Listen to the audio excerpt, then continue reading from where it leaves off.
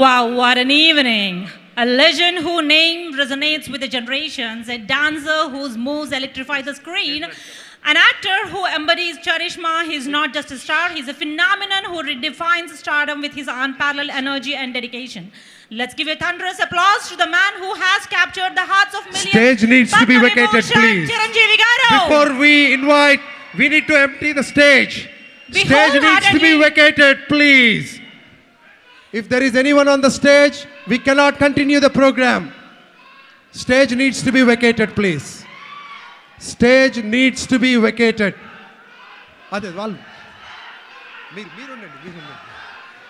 Stage needs to be vacated, please. No, there is an AV. Stage needs to be vacated.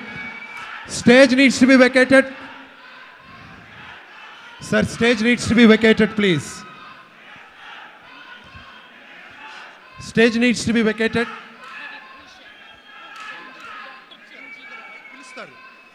We'll be calling the people again onto the stage, but right now stage needs to be vacated.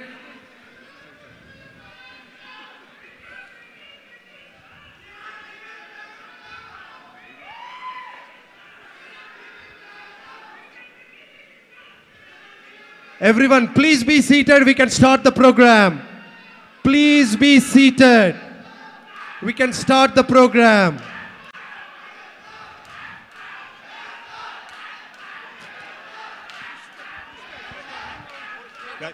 Turn off the lights. Guys,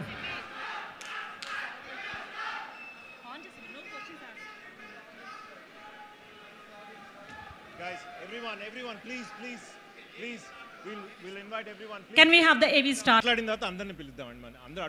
Can we all please sit calm so that our megastar, our all beloved megastar, is going to spend more time with us. If we all can relax and let him sit and just drink some water and relax. Can we all please sit calmly to spend more time with our megastar? We all know he is not just a star. He's a phenomenon who redefined stardom with his unparalleled energy and dedication. Let's give a thunderous applause and let's give him some space so that he can spend more time here to our favorite Padma Vibhushan, Dr. Chiranjeevi Garu. I humbly request everybody, please calm down and let's all settle down so that our megastar can get up to the stage.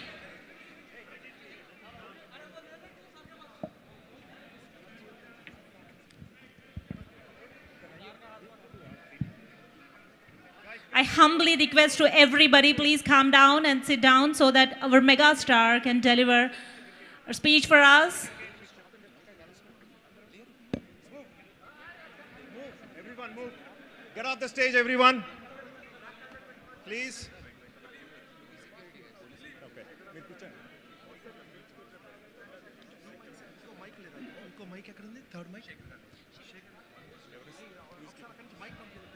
Wow, what a mega evening. Isn't it fantabulous to see, meet, and to be in the same place where our Dr. Chiranjeevi Garu is there. So everybody please calm down and sit back so that our favorite megastar is going to settle down and spend some good time with us. Okay. Andaru kindaku vaste gaani Chiranjeevi garu stage meedaki raanannaru. Everyone needs to come down, please. Everyone needs to, even the cameramen, go down. Everyone needs to come down, please. Everyone needs to come down. Everyone needs to come down, please. All the leaders will be coming back again for the picture. All the leaders will be coming back onto the stage for the pictures. No, we'll enter. Everyone, okay, guys, you can leave too now. You can leave. You all can go down. You all can go down too. Please go down. Go down. You cannot. All of you leave. All of you. అందరూ దయచేసి కిందకి వెళ్ళవలసిందిగా ప్రార్థన.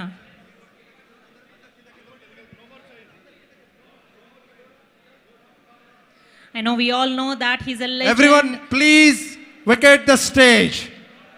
We cannot continue the program. Please.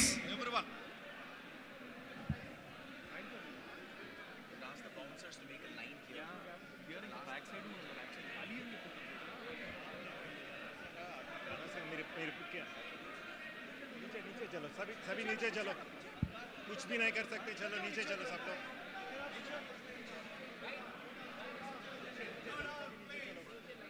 सभी नीचे चलो।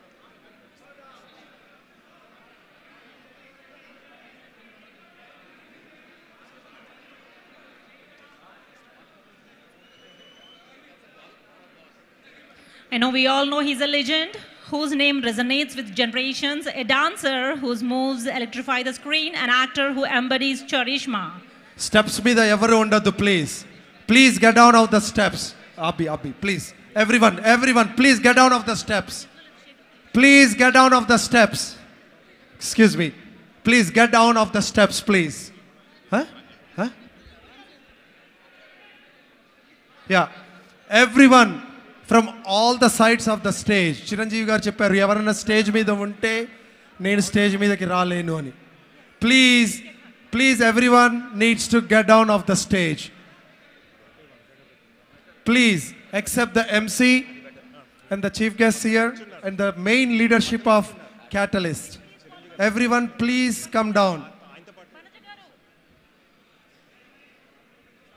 Everyone please get down, sir, please. On the sides, please get down.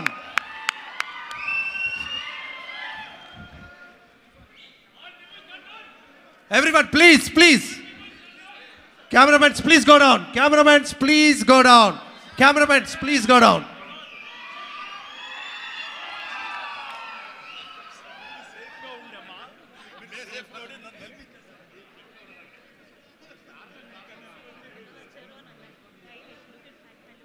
Okay, everyone, please push everyone.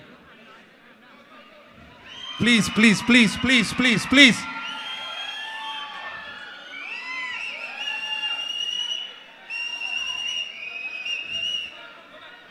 Oh, sorry.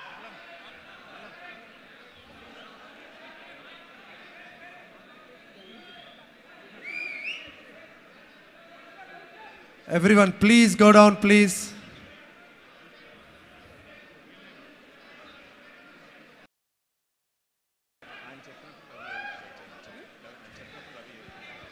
What a magnanimous moment it is. We totally understand. He's a legend and whose name resonates with generations, and we all are in complete awe right now. But let's please calm down and make sure Chiranjeevi garu get some seat and relax and calm down and spend some good time with us.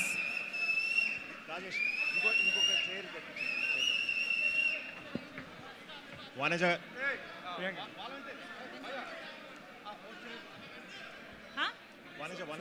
సుబ్బుకోట గారు ఉన్నారు. I will.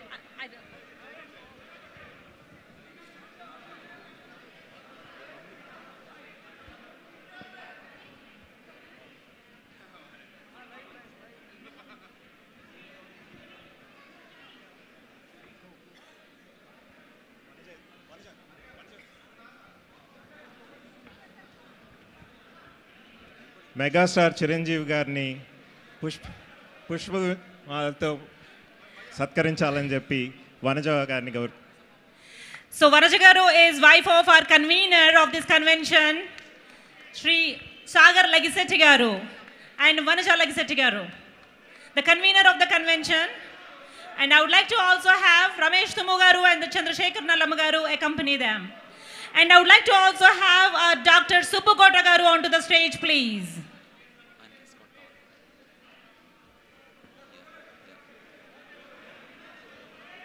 Please దయచేసి అందరూ stage దిగితే Dr. Subbukota garu onto the stage, please.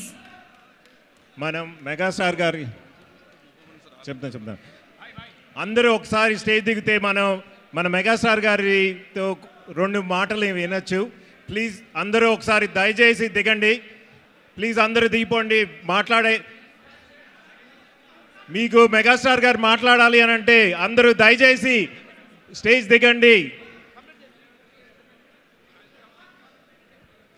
Please అందరూ stage దిగితే కనుక ఒకసారి మీరు మెగాస్టార్ గారు మాట్లాడేది వింటారు, చిరంజీవి గారిది. ప్లీజ్ దయచేసి.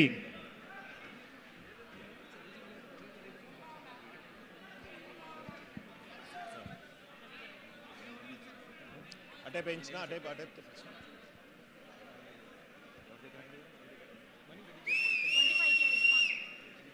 ప్లీజ్ దయచేసి అందరూ దిగాలి.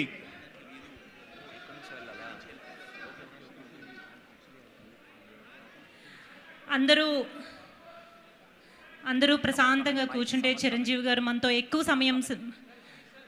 సమయం స్పెండ్ చేయగలుగుతారు. దయచేసి అందరూ calm down please. Ma'am, this is not fair. Please. Malli tarva say there's thousands of them waiting. I know it's a magnanimous moment, but let's all please maintain some silence and let's make sure our Chiranjeevi garu gets himself comfortable and can spend some good time with us. I request everybody to calm down.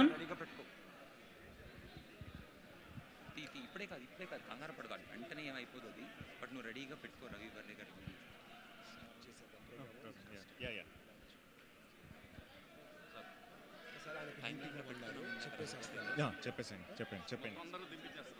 ఉంది video పెట్టాం మనం. ఉంది security move back everyone. దొరికిందా? Okay, రెడీగా పెట్టుకో. నేను చెప్తాను ఎప్పుడు ప్లేస్ చేయాలి అప్పుడు ప్లేస్. ఓకేనా? ఓకే, హెడ్ ఫోన్స్ పెట్టుకొని ఉంచు.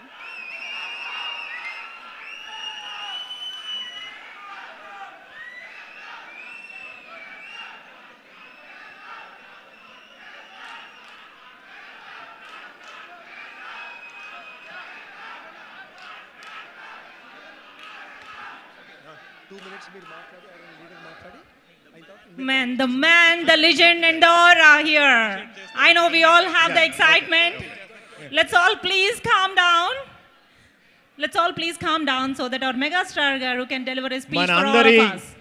మనందరి ఆరాధ్య దైవం మన మెగాస్టార్ చిరంజీవి గారు ఈ అకేషన్కి వచ్చి మన అందరినీ ఎంతో సపోర్ట్ చేసినందుకు మా హృదయపూర్వక ధన్యవాదాలు. అంత పెద్ద మెగాస్టార్ గారు ఉండగా మనం ఏనుగు ముందు కుప్పిగంతుల్లాగా మైక్ పట్టుకుని మాట్లాడితే జనాలు తంతారు. సో మెగాస్టార్ చిరంజీవి గారికి ఇస్తాం. ఆయనతో మాట్లాడమని 4 ముక్కలు చెప్పండి sir.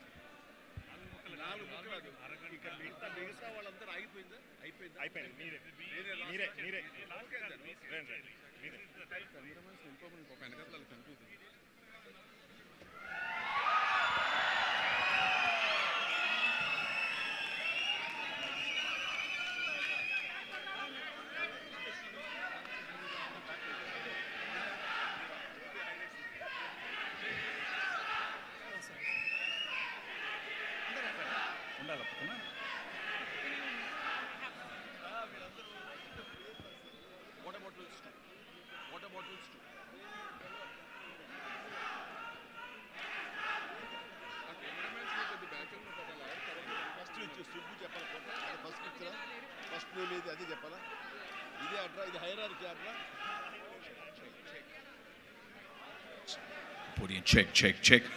Requesting the camera team, please ఒక couple of steps వెనక్కి తీసుకోండి.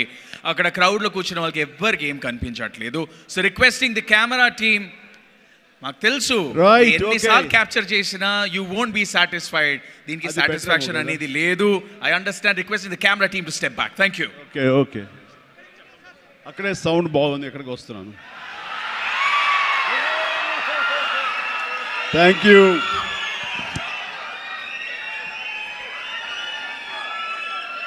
రైట్, సౌండ్ బెటర్గా ఉంది కదా? అందరికీ వినిపిస్తుందా? కార్నర్ వారికి కూడా? గుడ్. ఫోటోగ్రాఫర్స్ నీల్ డౌన్ అవ్వండి, లేదా స్టేజ్ కింద కూర్చోండి. సో దట్ అటు ఉన్నటువంటి నా మిత్రులకి, నా ఆప్తులకి నేను కనబడతాను. Please, I'm serious. దిగండి కిందకి. అండ్ సెక్యూరిటీ ఎవరు కూడా నించోవద్దు, కూర్చోండి. Nothing will happen here. ఈ 180 degrees ఎవరు ఉండకూడదు నాకు.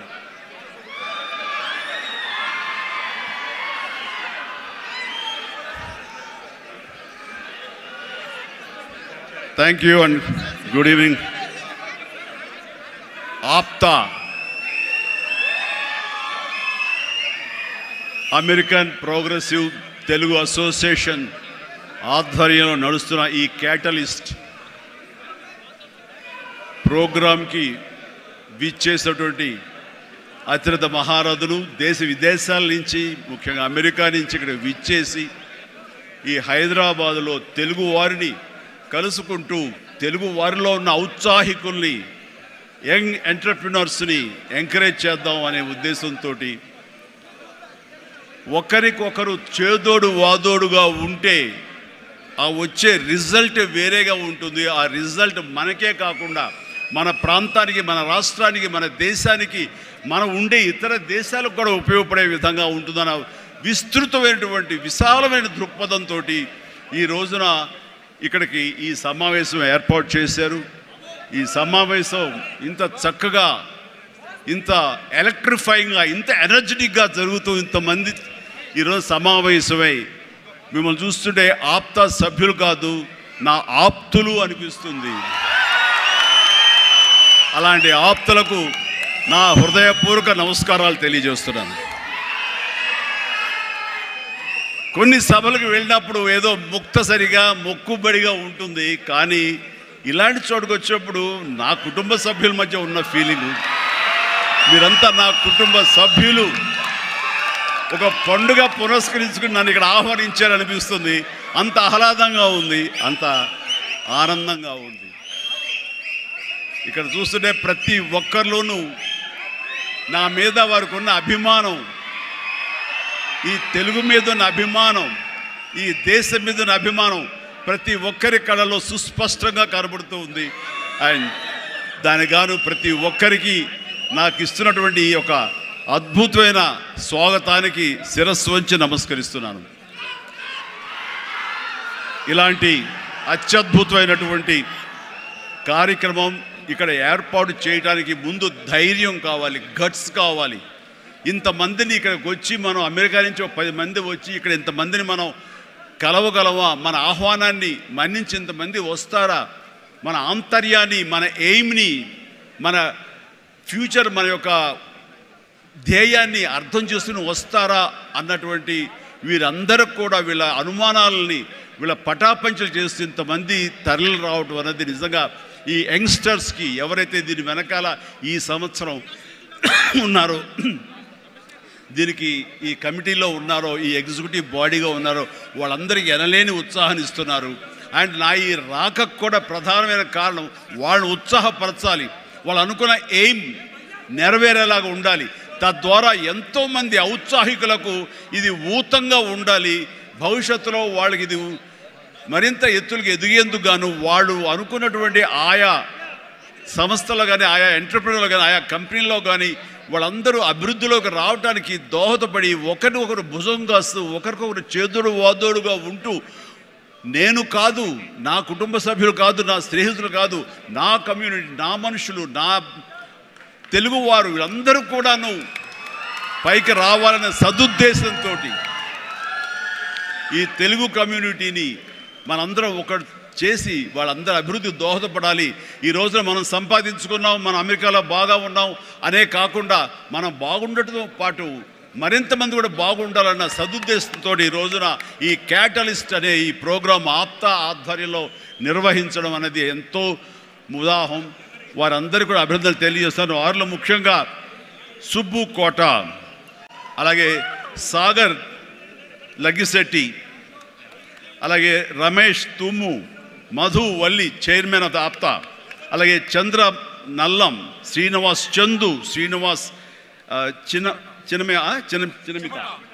చిమిట, విజయ్ గుడిసేవ, బాబీ అడ్డా. ఇలాగా ఇందులో కొద్ది పేర్లు మాత్రమే ఉన్నాయి. చెప్పాలంటే ఇక్కడ ఉన్న ప్రతి ఒక్కళ్ళ పేరున మనం చెప్పుకొని పోవాలి. వారందరికీ కూడా నా సంతోషాన్ని వ్యక్తం చేస్తున్నాను. ఇక్కడ ప్రత్యేకించి యంగ్ ఎంటర్ప్రినర్షిప్ గురించి కానీ, ఎంటర్ప్రినర్ గురించి మీరు చెప్పాలి, ఏదైనా మాట్లాడాలి అంటే ఏం మాట్లాడాలి? ఎంటర్ప్రినర్కి ప్రాపర్ స్పెల్లింగ్ కూడా తెలియదు నాకు. ఏం మాట్లాడాలి, ఎలా చేయాలి దీని గురించి అంటే నాకు తెలీదు. నాకు అప్పుడు అనిపించింది, ఒక మనిషి అభివృద్ధిలోకి రావటానికి ఈ ఎంటర్‌ప్రెన్యూర్‌షిప్ గురించి మన పెద్ద పెద్ద ఎడ్యుకేషనిస్టులు ఏమైతే నిర్వహిస్తాయో, ఏమైతే చెబుతాయో అవన్నీ కూడా మన కాలేజీకి వెళ్లకుండా బహుశా నేర్చుకున్నామేమో, అవి మన అంతరంతరాల్లో ఉండి మనల్ని ప్రాంప్ట్ చేసినేమో. కాబట్టే అంచెలంచెలుగా మనం ఈ స్టేజ్కి చేరుకున్నాము. అంటే నేను ఒక నోవేర్ నుంచి ఈ రోజున సమ్వేర్కి ఈ రోజున వచ్చానంటే కనుక బహుశా అవన్నీ కూడా నాలో అండర్ కరెంట్గా ఉండి నన్ను ప్రాంప్ట్ చేస్తూ, నన్ను ఎంకరేజ్ చేస్తూ, నన్ను సరైన మార్గంలో నడవబట్టి ఈరోజు ఈ స్టేజ్కి వచ్చానేమో. కాబట్టి నా గురించి, నా ఎదుగుదల గురించి, నేను ఎవాల్వ్ అయిన విధానం గురించి, నన్ను నేను మలుచుకున్న విధానం బట్టి, ఆయా ప్రతికూల పరిస్థితిలో ఎలాగ నేను దాన్ని నాకు అనుకూలంగా చేసుకుని, నాకు అనుకూల పరిస్థితి చేసుకుని ఎలా ఎదుగుతూ వచ్చాను అనేది ఈరోజు మీతో నేను చెప్పుకోగలిగితే, మీరందరూ చదువుకున్న వాళ్ళు కాబట్టి ఈ యొక్క ఎంటర్‌ప్రెన్యూర్‌షిప్లో, ఈ బిజినెస్లో, ఈ కార్పొరేట్లో ఏమేమి చెబుతారో వాటి మీరు అన్వయించుకోవచ్చు. అందులో ఈరోజు నా గురించి నేను చెప్పుకోవాల్సి వస్తే కనుక ఒక సాదాసీదాగా ఒక లో మిడిల్ క్లాస్ ఫ్యామిలీ నుంచి ప్రారంభించిన వాడిని ఈరోజు కొత్తగా నేను చెప్పాల్సిన అవసరం లేదు. కానీ ఇదివరకు గతంలో ఎవరితో షేర్ చేసుకోలేనటువంటి కొన్ని విషయాలు, అది ఈ రోజున ఫోటోగ్రాఫర్ ప్లీజ్ కూర్చోండి. ఆల్ ద 3 కానిస్టేబుల్ గారు ప్లీజ్, థ్యాంక్ యూ. వాళ్ళందరూ ఏమండి మీరు అడ్డొస్తారు, మీరు కిందకి వెళ్ళిపోండి ప్లీజ్, అటు అడ్డులేకండి. Thank you. సో నేను ఎలాగొచ్చాను, ఏమిటి నా మైండ్ సెట్ ఎలా ఉండింది, ఎప్పటికప్పుడు అది మార్చుకుంటూ ఎలాగ నేను ఎవాల్వ్ అయ్యాను అనేది ఈ రోజున మీతో నేను షేర్ చేసుకుంటే అది చాలామందికి ఆలోచింపజేస్తుంది, ఆచరించేలా చేస్తుంది. అది ఆమోదం అయితే కనుక అది వినియోగించుకునేలాగా కూడా చేస్తుందని నేను ఆశిస్తున్నాను. అండ్ నాకు చిన్నప్పుడు స్కూల్లో చేరినప్పుడు 7th 8th క్లాసుల్లో నాకు ఇంట్రెస్ట్ అనేది ఏమిటి అని అన్ని ఏదో ఒకటి సాధించాలి, ఏదో ఒకటి ఉండాలని ఉండేది. గేమ్స్ అనేది, ఆట అనేది ఎవరికి ఇష్టం ఉండదండి. చదువు అంటే కష్టం కానీ ఆట ఎవరికి ఇష్టం ఉండదు. సో చదువు వైపు తప్పనిసరిగా వెళుతున్నాం కానీ నా మనసు ఆటల వైపు అని. అప్పుడు బాల్ బ్యాడ్మింటన్ ఉండేది, ఎల్లో బాల్ ఇలా ఉండేది. సో 1-2 రోజులు ఆడిన తర్వాత 3వ రోజు ఎవడో ఏమో తెలియదండి, సరిగ్గా కొడితే అది నా కంటికి తగిలి కళ్ళు వాచిపోయింది. ఆ తర్వాత మళ్ళీ ఆ గేమ్ వైపు వెళ్ళలేదు. సరే వాలీబాల్ ఆడదాం కదా అంటే వాలీబాల్ అవతల షాట్ ఎగిరి కొట్టినప్పుడు నేను ఫింగర్స్తో టచ్ చేశాను. ఇలా టచ్ చేస్తుంది, ఫింగర్తో టచ్ చేస్తే మొత్తం 7 వంగిపోయినాయి. ఆ ఆట అంటే భయం వేసింది. క్రికెట్ అంటే ఆడెవడో మనకు బాల్ తీసుకొచ్చి నా బొట్టనవేలు మీద కొట్టాడు, బొట్టనవేలు వాసిపోయింది. ఏంటి మన గేమ్స్ అచ్చొచ్చేలా కనపట్లేదు, నెక్స్ట్ ఇది కాదులే అనుకున్నాగా ఎన్సీసీ అనేది, నేను ఎక్స్ట్రా కరిక్యులర్ యాక్టివిటీస్లో పార్టిసిపేట్ చేయాలని నాకు ఎన్సీసీ కనిపించింది. ఎన్సీసీలో ఒక క్రమశిక్షణ వస్తుంది అండ్ ఎక్సర్సైజ్ ఉంటుంది, డిసిప్లిన్గా మనం ఇది అన్వయించుకోవచ్చు, అలవర్చుకోవచ్చు అనే ఉద్దేశం దాంతో చేరిన నాకు కాలేజీ డేస్లో బీకామ్ చదువుతుండగా ఫస్ట్ ఇయర్లో ఒక క్యాడెట్ ఆఫ్ ఎన్సీసీ, నేవీ ఎన్సీసీలో నేను చేరినప్పుడు ఒక క్యాడెట్గా చేరాను. నెక్స్ట్ ఇయర్ పెటీ ఆఫీసర్ అయ్యాను. ఆ తర్వాత క్యాడెట్ కెప్టెన్ అయ్యాను. ఆ తర్వాత సీనియర్ క్యాడెట్ కెప్టెన్ 3rd ఇయర్లో అయ్యాను. అవ్వటమే కాదు, ఈ ఇంటర్నేషనల్గా నేషనల్ వైడ్గా జరిగేటటువంటి మన ఆర్డీసీ క్యాంప్ రిపబ్లిక్ డే సెలబ్రేషన్స్లో మా రాష్ట్రపతి రోడ్డు మీద నేను మన సైన్యంతో పాటు నేను కూడా కవాతు చేయడం జరిగింది. వాట్ ఏ వండర్ఫుల్ ఎక్స్పీరియన్స్ అంటే, ఓ పక్క నుంచి ప్రధానమంత్రి గారు, పక్కన ఇందిరాగాంధీ గారు అప్పట్లో అండ్ ప్రెసిడెంట్ వాళ్ళందరూ ఉన్నప్పుడు వాళ్ళు నడుస్తుంటే ఇది కదా మనం సాధించామంటే అనుకునేవాడిని. 9 క్లౌడ్లో ఉండేవాడిని అన్నమాట. క్లౌడ్ 9లో నేను ఆ రకంగా చేసినప్పుడు ఎన్సీసీలో సాధించేశాను అనుకున్నవాడిని. ఆ తర్వాత నెక్స్ట్ ఏంటి అంటే నాకు దారి కనపడలేదు. మహా అయితే కనుక ఒక సబ్ లెఫ్టినెంట్ గానో మళ్ళీ నేవీలోనో పడవల్లోనో ప్రయాణం చేయాలి, షిప్పులో. అది కాదు, something else is bothering me. ఏం చేయాలి అని అనుకుంటుండగా నాకు అనిపించింది, కాలేజీలో అనుకోకుండా ఒక డ్రామా వేశాను. ఆ డ్రామా పేరు రాజీనామాలో నాకు బెస్ట్ యాక్టర్ వచ్చేసింది. వెంటనే ఆ ఫోటోగ్రాఫ్ ప్రింట్ చేసి మా కాలేజీ మ్యాగజైన్లో వేసేసారు. అండ్ అక్కడి నుంచి ఎక్కడికి వెళ్తున్నా సరే అమ్మాయిల దగ్గర నుంచి తోటి వాళ్ళ దగ్గర నుంచి ఎన్నో హీరోలాగా చూస్తున్నారు. చూస్తుంటే అబ్బా రాత్రి ఈ డ్రామా చూసాము, ఆ చైర్మన్ పాత్రలు అదరగొట్టేసాము, చాలా బాగుంది అంటుంటే అప్పటిదాకా ఎవరు నన్ను అలా చూడని వాళ్ళు ప్రతి ఒక్కరు నడుచుకుంటూ వెళ్తుంటే, సైకిల్ మీద వెళ్తుంటే నన్ను అలాగ చూస్తారు. ఆ చూపులో అందమైన అమ్మాయిలు అలా ఇంకా చూస్తుంటే ఇంకా ఖుషిగా అనిపించేది. వావ్, అది ఎంత ఎంకరేజింగ్గా ఉండేదంటే ఎస్ నా ఫ్యూచర్ యాక్టింగ్ అయితే ఎలా ఉంటుంది అన్నది అక్కడ సీడ్ పడింది. అక్కడి నుంచి నా ఇంట్రెస్ట్ డెవలప్ అయింది. అక్కడి నుంచి సినిమాలు చూడటం, సినిమా మీద దృష్టి పెట్టడం జరిగింది. డిగ్రీ అయిపోగానే ఏం చేయాలి అని నాన్నగారితో వాళ్ళతో డిస్కషన్ వచ్చినప్పుడు నేను మెడ్రాస్ వెళ్ళి సినిమా యాక్టర్ అవుతాను అనగానే నాన్నగారికి సినిమాల మీద మక్కువ ఉంది. ఆ ఎక్కడ లోకల్గా సినిమా షూటింగ్ జరుగుతుండగా ఆ ప్రొడ్యూసర్ తోటి ఉన్నప్పుడు నాన్న 1-2 వేషాల్లో చిన్న చిన్న వేషాలు మహా అయితే సెకండ్స్తో ఉంటుంది, 1 minute కూడా ఉండదేమో. ఏ సెంటర్గా నాకు ఇది ఎందుకు చేయకూడదు, చెయ్యొచ్చురా, కానీ అది మన ఏరియా కాదు, మనకు ఎవరు తెలిసిన వాళ్ళు లేరు, అక్కడ దిక్కుముక్కు లేదు, నీకు ఎవరు ఆసటగా నిలబడతారు, బాసటగా నిలబడతారు, ఎవరు నీకు చేయొత్తునిస్తారు, చాలా కష్టం, ఎక్కడో అన్నోన్ ఫీల్డ్కి వెళ్ళి నువ్వు రాణించగలవా, ఒంటరిగా వెళ్తున్నావు అని అంటే ఏదో గట్ ఫీలింగ్, నేను రాణిస్తాను అన్న నమ్మకం, నేను వస్తాను అన్న నమ్మకం. ఎందుకంటే ఏమనుకున్నా, ఏ బ్యాంక్ ఎంప్లాయీ అనుకున్నా, నాన్నగారిలాగా పోలీస్ డిపార్ట్మెంట్ అనుకున్నా, ఇంకోటి అనుకున్నా, నేవీ ఆఫీసర్ అనుకున్నా కిక్ ఇవ్వటం లేదు. అదే సినిమా యాక్టర్ అయితే యా అని అనిపించింది అని అప్పటి నుంచి సినిమా మీద దృష్టి పెట్టాలంటే నేను లింగులిట్టుకుంటూ వెళ్ళి 4 ఫోటోలు తీసుకుని ఆఫీసుకి వెళ్తే ఎవడో ఆదరించడు. నేను ఒక ఫిలిం ఇన్స్టిట్యూట్లో ట్రైనింగ్ అయ్యానండి, ఆమె ట్రైన్డ్ యాక్టర్ అని అంటే ఎంతో కొంత ఆదరణ ఉంటుంది, రావు కూర్చొని చేసి టీ అని ఇస్తారేమో అనే ఉద్దేశంతో నేను ఫిలిం ఇన్స్టిట్యూట్లో జాయిన్ అయితే అక్కడ నేను అయ్యాను. ట్రైనింగ్ అయిన తర్వాత అక్కడి నుంచి ఏ ఒక్క రోజు కూడా నమ్మండి ట్రైనింగ్ పూర్తి అవ్వకుండానే నన్ను నా టాలెంట్ని చూసి ఆయా ప్రొడ్యూసర్లు అప్పటికప్పుడు నాకు వేషాలు ఇవ్వడం మొదలుపెట్టారు. నా ఫోటోలు తీసుకుని ఏ ఆఫీస్కి వెళ్ళలేదు, ఏ ఆడిషన్స్కి వెళ్ళలేదు నాకు, బట్ ఒకటే ధ్యేయం ఎస్ అని. ఆ టైంలో అందరూ తెలుసుకోవాల్సింది, మీ వర్క్లో కూడా తెలియకుండా పాండీ బజార్ వెళ్ళేవాడిని ఎప్పుడైనా. అక్కడ వెస్టర్న్ ఇంట్రెస్ట్ నుండి డిస్గస్టెడ్ పీపుల్, ఫ్రస్ట్రేటెడ్ పీపుల్ అక్కడ ఉండే కాఫీలు టీలు తాగేవాళ్ళు.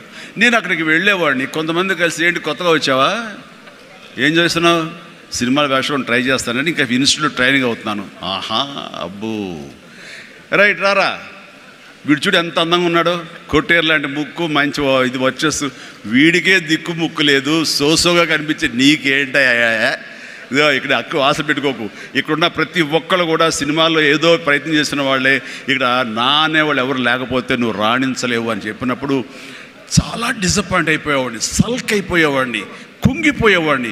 అలాగే రూమ్కి వెళ్ళేవాడిని, ఆ రోజంతా నిద్ర పట్టేది కాదు, నిజమా అనేది. నేను ఏదైతే ఆశలు ఏదైతే మనసులో పెట్టుకుని నేను అవుతాను నమ్మకం ఉందో ఆ నమ్మకం సడిలిపోయేది, బ్రేక్ అయిపోయేది, కూలిపోయేది. అప్పుడు నేను ఒక్కడనే, నాకు ఆంజనేయ స్వామి ఒక్కడే నాకు ఉండేవాడు. ఆయన దగ్గరికి వెళ్ళి ఆయన ప్రార్థించుకోను, ఆయనతోటే నేను కాన్వర్స్ చేసేవాడిని, ఆయనతోటే సంభాషించేవాడిని, ఆయనతోటి నేను ఏది మాట్లాడినా సరే ఆయన నాకు బదులు చెప్తున్నట్టుగా అనిపించేది. నేను ఎవరు వెళ్ళమన్నారా అక్కడికి నెగిటివిటీ ఫీల్డ్లోకి, నీకు పాజిటివ్ కావాలి, ఎక్కడైతే నీకు పాజిటివిటీ ఉంటుందో నీ పాజిటివ్ ఫీలింగ్ని, నీ ఎయిమ్ని అది ఎన్హాన్స్ చేస్తుంది, స్ట్రెంగ్తన్ చేస్తుంది, అక్కడికి వెళ్ళు. అది గట్టి పడేంత వరకు, నీకు అవకాశాలు వచ్చేంత వరకు, నువ్వు రాణించేంత వరకు నెగిటివిటీని అస్సలు దగ్గర తీసుకోకు, ఫ్రస్ట్రేటెడ్ పీపుల్స్ సమక్షంలో వెళ్ళకు, నీ మీద నమ్మకం పెట్టుకో అని ఆ భగవంతుడు నాకు చెప్పాడు. ఏ పర్సనాలిటీ డెవలప్మెంట్స్ కానీ, ఏ మన బిజినెస్ మేనేజ్మెంట్లో కానీ ఏ బుక్స్ నాకు ఏమీ తెలియదు, అది స్పెల్లింగ్ కూడా తెలియదు నాకు. ఆయన చెప్పినప్పుడు ఇంట్యూషన్, అది నా అంతరాత్మే నాకు ప్రబోధించిందా లేకపోతే బయట నుంచి ఆ భగవంతుడే చెప్పాడా అది నేను అది నిర్వచించను. కానీ ఎస్ ఇక మీద అటు వెళ్ళకూడదు అని అనుకున్నాను. ఎప్పుడు ఇంతవరకు మళ్ళీ ఆ నెగిటివిటీ వైపు అలా ఫ్రస్ట్రేటెడ్ పీపుల్ ఎప్పుడు ఎంటర్టైన్ చేయలేదు నేను. ఆ నమ్మకమే నాకు నిజంగా నాలో బలమైంది. అంటే మీరు ఒక ఉదాహరణ చెప్తాను అందరికీ అర్థమయ్యేలాగా. మనం ఒక అద్భుతమైనటువంటి సౌధం, ఒక బిల్డింగ్ కట్టాలంటే స్లాబ్ వేస్తాం. ఆ స్లాబ్ వేసినప్పుడు ఆ వేసిన ఒక్కరోజు వర్షం పడకుండా ఉంటే బాగుండు, అది దాని నీరు తగలకుండా ఉంటే బాగుండు, అన్ని రకాల కేర్లు తీసుకుని వెదర్ రిపోర్ట్ కూడా తీసుకుని మనం స్లాబ్ వేస్తాం.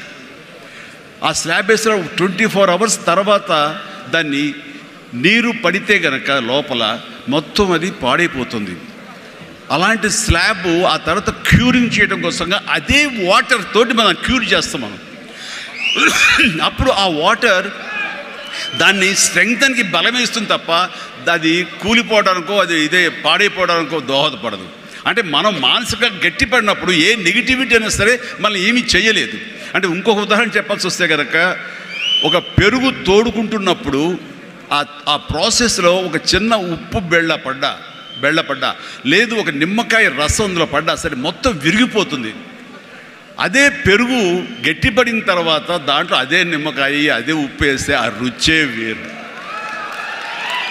అందుకని మనం ఆ యొక్క ప్రాసెస్లో ఉన్నప్పుడు అది సాధించాలనే మన పట్టుదలతో ఉన్నప్పుడు ఎలాంటి నెగిటివిటీ ఉండకూడదు. నీ మనసునే నమ్ముకోవాలి. నీ ఎయిమే నీకు మెయిన్. కళ్ళ గంతలు కట్టిన గుర్రంలాగా నీ ఎయిమ్ వైపు నువ్వు సాధించుకుంటూ దాన్ని ఏమైనా సరే నా వశం చేసుకోవాలన్న పట్టుదలతో వెళ్తూ ఉండాలి. వెళ్ళేవాడి కష్టాన్ని నమ్ముకోవాలి, పర్సివరెన్స్ నమ్ముకోవాలి, డెడికేషన్తో ఉండాలి. ఆ రకంగా నేను నిజం చెప్తున్నాను. నేను ఎప్పుడు ఎక్కడ ఏ చెడు అలవాట్లకు కానీ ఎక్కడ ఏ వయసెస్ కానీ వ్యసనాలు కానీ లోను కాకుండా ఆంజనేయ స్వామి అనేవాడు నా ధ్యేయం. నాకు సినిమాలో నెంబర్ 1 అవ్వాలన్నది ఒకటే ధ్యేయం. ఆ రకంగా ముందుకుంటూ వెళుతూ వస్తూ ఉండేవాడిని. ఈ లోపల అవమానాలు జరగకపోలేదు, ఎన్నో డిసప్పాయింట్మెంట్ జరగకపోలేదు. అయితే అప్పట్లో నాది బాగా గట్టిపడినటువంటి కాంక్రీట్ స్లాబ్, బాగా గట్టిపడినట్టు పెరుగులాగా అయ్యాను కాబట్టి ఇవేమీ నాకు లేవు. వీటిని నాకు అనుకూలంగా మలుచుకున్నాను. ఒక గ్రద్ద పైకి ఎగురుతున్నప్పుడు తన స్వశక్తితోటి పైకి ఎదగదు. కొంతవరకు ఎగిరిన తర్వాత అక్కడ ఉండేటటువంటి గాలి పవనాలని అదును చూసుకుని వాటిలోకి ఎంటర్ అయ్యి ఆ యొక్క కరెంట్స్తో అది ఇంకొంచెం హైట్కి వెళ్తుంది. అందుకని నాకున్న పరిస్థితులు నాకు అనుకూలంగా మార్చుకుని నేను పైకి వెళ్తూనే వచ్చాను తప్ప ఎప్పుడూ కిందకి పడలేదు. ఈ రోజుకి పడలేదు. సినిమా ఇండస్ట్రీకి అంత ఇదిగా ఉన్నానంటే నాకు నేనుగా ఏర్పరచుకున్నటువంటి నాకు నేనుగా చూసిన ఫిలాసఫీ తోటి ఆ యొక్క దీంతో ముందుకు వెళ్తూనే వచ్చాను. అంటే చాలాసార్లు చెప్పాలంటే ఎన్నో డిసప్పాయింటింగ్ జరిగింది నాకు. అంటే ఒక సినిమాలో నన్ను బుక్ చేసి మహానటుడు రామారావు గారితో అప్పట్లో ఒక సినిమా చేశాను, తిరుగులేని మనిషి అని. దేవి ప్రసాద్ గారు ప్రొడ్యూసర్. అందులో నేను, ఫటాఫట్ జయలక్ష్మి, ఆయన, రతి అగ్నిహోత్రి చేశారు రామారావు గారితో. ఆ సినిమాలు చాలా బాగా చేశాను. రామారావు గారి పక్కన మరొక హీరోగా నాకు అవకాశం వచ్చింది. అంతా ఎర్లీ స్టేజ్లోనే అనుకుంటాను. నాకు ఆ సినిమా ఫెయిల్ అయింది. ఆ తర్వాత మళ్ళీ అదే రామారావు గారితో మళ్ళీ సినిమా చేసే అవకాశం వచ్చింది ఒక దిగ్దర్శకులతోటి. అయితే నాకు డేట్లు ఇచ్చారు, నా మెజర్మెంట్స్ తీసుకున్నారు, నేను వెయిట్ చేస్తాను. కానీ నా పేరు లేకుండా మరొకరి పేరుతోటి ఆ అనౌన్స్మెంట్ అయ్యేసరికి ఎక్కడ డిసప్పాయింట్మెంట్ వచ్చింది. ఏంటిది అని ఆ రోజున ప్రొడ్యూసర్ని పిలిచి ఇదేంటంటే షెడ్యూల్ స్టార్ట్ అయిపోతుందంట, నాకు డేట్లు చెప్పారు, నేను ఆ డేట్లు ఎవరికి ఇవ్వకుండా నేను ఇక్కడ దాచిపెట్టాను, నేను ఎదురు చూస్తున్నాను అంటే, సారీ చిరంజీవి గారు, ఎలా చెప్పాలో తెలియక మేము టైం తీసుకున్నాము. ఎందుకంటే పోయిన సినిమా మీది ఫ్లాప్ అయింది కదా కాంబినేషన్లో, అందుకని దానికి గ్లామర్ ఉండదని మీరు వద్దనుకున్నామని. ఆ విషయం చెప్పచ్చు కదండి అని అంటే ఆ టైంలో నేను నాతో సినిమా చేస్తే సినిమా ఫెయిల్ అవుతుందని ఒక బ్యాడ్ ఇది నా మీద స్ప్రెడ్ అయ్యే అవకాశాలు ఉన్నాయి. ఈరోజు సోషల్ మీడియా, ఆ రోజు ఇంత మీడియా లేదు కాబట్టి కానీ, లేదంటే ఎంత బ్యాడ్ అయ్యేదంటే నన్ను తిరిగి ఇతనితోటి ఎవరైనా చేస్తే సినిమా ఫెయిల్ అవుతాయి, ఇది ఒక ఐరన్ లెగ్ అనే పరిస్థితి వచ్చేసరికి ఎక్కడో మళ్ళీ జంకాను. కానీ గ్రద్దలాగా నాకు అనుకూలంగా ఉన్నటువంటి అవకాశాల పవనాల్ని అదునుగా చూసుకుని నేను ఎదిగాను. దాన్ని పాజిటివ్గా తీసుకున్నాను. ఎవరైతే వద్దులే ఈ సినిమా చిరంజీవి వద్దులే అని నన్ను పక్కన పెట్టి అనుకున్నారో అలాంటి వ్యక్తితోటే నేను రామారావు గారి కంటే ఎక్కువ సినిమాలు ఆయన నాతో చేసేలాగా చేసుకున్నాను. అత్యధిక సినిమాలు రామారావు గారు చేస్తే ఆ మహానుభావుడు ఆ దర్శకుడి దగ్గర, అదే దర్శకులు వారు నన్ను భుజం పట్టి నన్ను పైకి తీసుకుని ఆయనకంటే 4 సినిమాలు ఎక్కువే చేశారు నాతోటి. అది పరిస్థితుల్ని మనకు అనుకూలంగా మలుచుకోవటం, మార్చుకోవటం, తద్వారా మనం ఇంకొంచెం పైకి వెళ్ళటం అనేది. ఆ రోజున డిసప్పాయింట్ అయిపోయి నీ కసి లేకుండా, లేదా ఆ కసిని నెగిటివిటీ పెట్టి మార్చుకుంటే కనుక అది నిన్ను తినేస్తుంది. నువ్వు ఇలాగే ఉండిపోతావు, అలాగే దిగజారిపోతావు, అలాగే కనుమరుగైపోతావు. అలా కాదు, మనం ఎదురు తిరగాలి, పరిస్థితులు మనం అనుకూలంగా మార్చుకోవాలి. అందునే గ్రంథ ఫిలాసఫీ నాకు ఫిలాసఫీ. అండ్ ఎదిగాను పైకి వెళ్తూ వచ్చాను. ఆయన దగ్గరే నా రికార్డులు ఉన్నాయి. అది నా ఫస్ట్ సినిమా ₹1 కోటి చూసిన సినిమా అదే. నా రెమ్యునరేషన్ కాదు సుమా, సినిమా బడ్జెట్ 75 లక్షలు వస్తే కనుక బ్రహ్మాండమైన బడ్జెట్, ఎంతో రెవెన్యూ అనుకునేవాళ్ళు. ఫస్ట్ ₹1 కోటి. నా తోటి హీరోలు కూడా ₹1 కోటి తెలుగు సినిమా అనే లెవెల్కి వెళ్ళింది. అక్కడి నుంచి కోటి అనేది మామూలు అయిపోయింది. ఒక్కొక్క ఏరియాలోనే ₹1 కోటి. ఆ తర్వాత నా రెమ్యూనరేషన్ ₹1 కోటి పైబడి అలా అంచెంచుగా ఎదుగుతూ వచ్చారు. నేనేమన్నానంటే, మీ బలం మీ పాజిటివ్ థింకింగ్, మీ బలం మీ కన్విక్షన్, మీ బలం మీ ధ్యేయం నుంచి పక్కదారి పట్టకపోవటం. మీరెవరైనా సరే మీ ఎయిమ్ ఏంటి అనే దాన్ని మీరు ఫిక్స్ చేసుకోండి. ఆ ఎయిమ్ని వెళ్ళటం కోసంగా దారులు వెతుక్కోండి. అవకాశాలు ఇలాగ అబండెంట్గా ఉంటాయి. వాటిల్లో మనకు కావలసిన అవకాశాలు, మన ధ్యేయానికి లక్ష్యానికి దగ్గరగా ఉండే అవకాశాలు మనకి పాపపై కనపడుతుంటాయి. ఆ పాపపై కనపడే దాన్ని మనం గుర్తించగలగాలి, వాటిని ఎంబ్రేస్ చేసుకోగలగాలి, వాటిని మనకు అనుకూలంగా మనం మలుచుకోగలగాలి, అవి మనం బలంగా చేసుకోగలగాలి, వెళ్ళాలి. ఇనీషియల్గా వెళ్ళినప్పుడు డబ్బే సంపాదించుకోండి. డబ్బే కాదు ప్రధానం, నిలదొక్కుకోవడం ప్రధానం. మన ఎయిమ్ వైపు మనం వెళ్ళటం అన్నది అది ప్రధానం. వెళ్ళిన తర్వాత డబ్బు ఆటోమేటిక్గా వస్తుంది. అనుకున్నావా ఇంత వస్తుందని, ఆ తర్వాత డబ్బునే పెంచుతుంది. సో నేను అలాగే వెళ్తూ వచ్చాను. నిలదొక్కుకోవాలి, ఇక్కడ నెంబర్ 1 అనిపించుకోవాలి, నా స్థానం సుస్థిరం. ఇది లేకపోతే నేను బయట నయా పైసాకి పని చేయను. ప్రైమ్ టైం నా లైఫ్లో అయిపోయింది కాబట్టి ఇక్కడ ఏమైనా సరే అని ఆ రకంగా వెళ్ళాడు. ఎక్కడ ఈగోకి వెళ్ళకుండా, ఎక్కడ హర్ట్ అవ్వకుండా, వాళ్ళు నన్ను సినిమాలను తీసేసరే, నన్ను కాదన్నారే అనే కోపం కంటే కూడాను వాళ్ళని ప్రసన్నం చేసుకోవాలి. వాళ్ళు మళ్ళీ అతన్ని మనం బాధ పెట్టుంటామేమో కదా అని వాళ్ళ మనసుల్లో వాళ్ళు వాళ్ళు గిల్ట్ ఫీల్ అయ్యేలాగా చేసి నెక్స్ట్ ఏమైనా సిద్ధం సినిమా చేయాలయా అని అనిపించేలాగా నా బిహేవియర్ ఉండేది. ఆ బిహేవియర్ తోటి వాళ్ళ ఆఫీస్కి వెళ్ళి కూర్చునేవాడిని. అంటే అక్కడ నాకు ఒక పౌరుషం లేదని కాదు, పరిస్థితి నాకు అనుకూలంగా మలుచుకోవటంలో నేను అది ఆ రకంగా కొంచెం తగ్గి వెళ్తాను. నేను తగ్గడం మూలంగా ఆ తర్వాత వచ్చే కరెంటు వేవ్స్ దాని మీద ఎక్కితే అదే తీసుకెళ్తాను పైకి. అది నమ్మిన వాడిని నేను. అలాంటి దర్శకులతోటి, ఆ దర్శకులతోటి నేను హైయెస్ట్ సినిమాలు చేశాను అన్నది ఈ రోజున వాస్తవం. అలాగే ఇక్కడ సినిమా ఇండస్ట్రీలో నీ టాలెంట్ అనేది ఇనిషియల్ స్టేజ్లో secondary. How you behave, how you cooperate with the producers. So all the time how you look in to their benefit, వాళ్ళ బాగులు ఎలా చూసుకుంటావు, వాళ్ళకి లాభం రావాలి ఎలా చూసుకుంటావు అనే దాని మీద దృష్టి పెడితే అది నిన్ను మరింత దగ్గర చేర్చుకుంటుంది. రామారావు గారి ఎగ్జిట్ తర్వాత, ఆయన పాలిటిక్స్కి వెళ్ళిన తరువాత ఒక గ్యాప్ లోపల ఉన్నారు మహానటులు ఎంతోమంది ఉన్నారు. శోభన్ బాబు గారు, కృష్ణరాజు గారు, కృష్ణ గారు, నాగేశ్వర గారు, అందరూ ఉన్నారు. ఆ టైంలో ఒక కొత్త వాటికి ఛాన్స్ రావడం అనేది ఎంత కష్టం అనేది నేను ప్రత్యేకించి చెప్పక్కల. ఈ రోజుల్లో మాత్రం కానే కాదు. ఆ రోజుల్లో ఏంటి అంటే నా టాలెంట్ ఉంది కదా ఎస్ అని అనుకుంటే కుదరదు బాబు. నీ బిహేవియర్ కూడా దానికి అడిషనల్గా యాడ్ అవ్వాలి. మనం కొంచెం ఏంటంట అని ఇలా అన్నామనుకోండి, అబ్బో వీడితో ఎక్కడ పడుతున్నా బాబు, వద్దురే బాబు, ఆల్టర్నేటివ్ చూడండిరా అనేలాగా వాళ్ళ మైండ్ సెట్ ఉంటుంది. మనలాంటి నటులు ఎంతోమంది ఉంటారు. బట్ వాళ్ళలో మనం బెస్ట్ ఆప్షన్ అంటే అపార్ట్ ఫ్రమ్ అవర్ హిస్టానిక్ టాలెంట్స్, మనకున్న నైపుణ్యం కంటే కూడా మన వ్యక్తిత్వం కూడా అక్కడ చాలా చాలా ప్రధానమైన పాత్ర వహిస్తుంది. అలాంటి వ్యక్తిత్వాన్ని నమ్ముకుని వాళ్ళ ఆఫీసులకు వెళ్ళి కూర్చుని వాళ్ళతో సత్సంబంధాలు ఏర్పరచుకొని మీలో ఒకరిని అంటూ వాళ్ళకి నమ్మకం కలిగించి పెట్టి అలా ముందుకు వెళ్తుండేవాడిని. ఎలాగ ఎవాల్వ్ అయ్యాను అంటే, నన్ను ఇండస్ట్రీ నాకు చేయూతనిచ్చి ఇండస్ట్రీ నన్ను పైకి ఎదిగేలా చేసింది అనే దానికంటే, నన్ను ప్రేక్షకులు ఫస్ట్ వాళ్ళను గుర్తించారు. ఇండస్ట్రీ గుర్తించలేదు, ప్రేక్షకులు గుర్తించారు, ప్రేక్షకులు చేయూతనిచ్చారు. అందుకనే ప్రేక్షకుల పట్ల నాకు ఎప్పుడూ కృతజ్ఞత ఉంటుంది. ఇది మీకు అర్థమయ్యేలాగా తేటతెల్లంగా చెప్పాలి అంటే, రామారావు గారు ఎగ్జిట్ తర్వాత ఎవరు అంటలో 2-3 పోటాపోటీగా నిలబడి ఉన్నప్పుడు లక్ష్మీ ఫిలిం డిస్ట్రిబ్యూటర్స్ అని విజయవాడలో ఉండేవాళ్ళు. అప్పట్లో ఇప్పట్లాగా బయింగ్ అలాంటివి లేవు. ఏరియాల వైజ్ కొనటం సినిమాలు లేవు, బయర్ సిస్టమ్ లేదు, ఓన్లీ డిస్ట్రిబ్యూషన్.